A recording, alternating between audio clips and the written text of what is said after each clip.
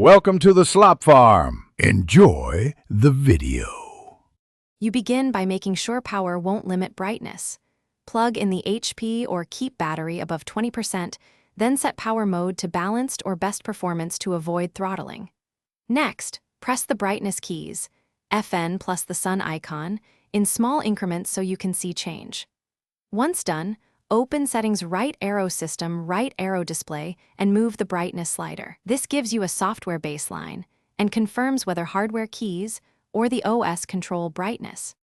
You now check the graphics stack because drivers often override Windows. Open the Intel, AMD, or NVIDIA control panel and adjust brightness or gamma. These settings affect perceived brightness and color balance. Then open Device Manager, Right Arrow Display Adapters to update or roll back the GPU driver if behavior changed after an update. Make sure to use the Action Center brightness tile to compare results and temporarily disable adaptive brightness so you can tell if automatic sensors are dimming the screen. To finish, restart the laptop so driver updates and control panel changes fully apply.